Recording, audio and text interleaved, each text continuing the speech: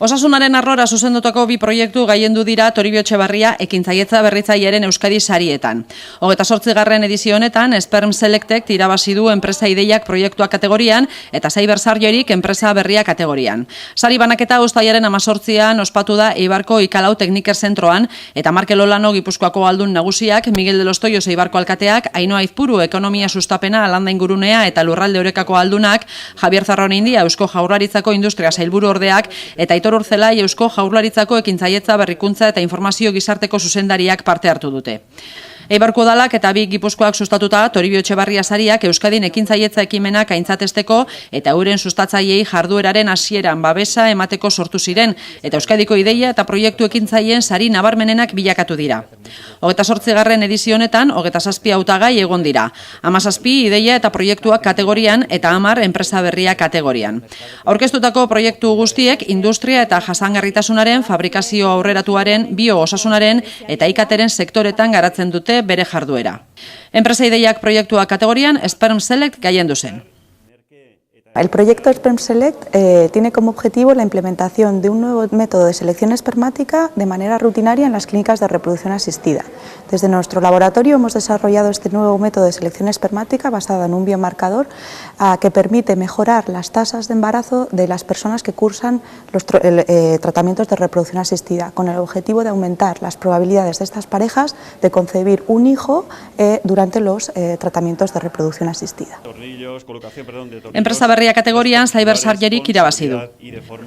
Cyber Surgery es un asistente robótico para operaciones de columna, concretamente para la colocación de tornillos transvesiculares.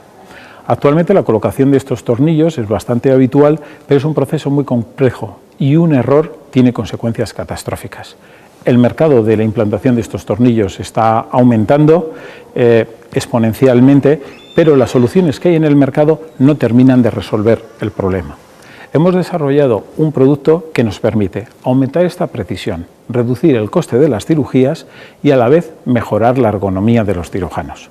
Bere aldetik, Kookaitek proiektuak nazioartekotzen laguntzeko saria eskuratu du. Iñaki Goenaga saria berriz, hurrengo ikasturtean bere fundazioaren 50. urteurrena ospatuko duen Eibarko Unibertsitate Laboralarentzat izan da.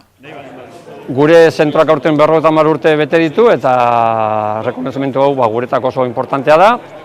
Eta honi jarrituz ere bai, komentau nahi nuke aurten aspaldiko partez, Uniak dauzkan hiru egoitza nagusiko buruan hiru eibartar gaudela.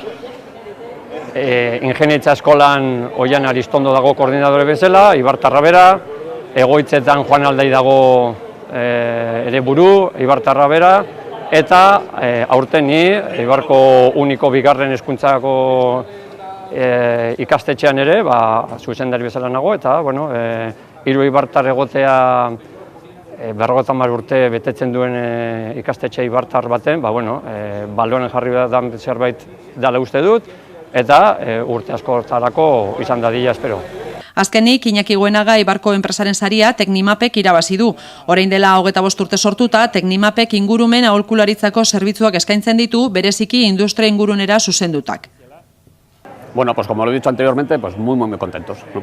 La verdad es que para una empresa ibarresa recibir este reconocimiento, pues como lo que he dicho antes, es una auténtica gozada, ¿no?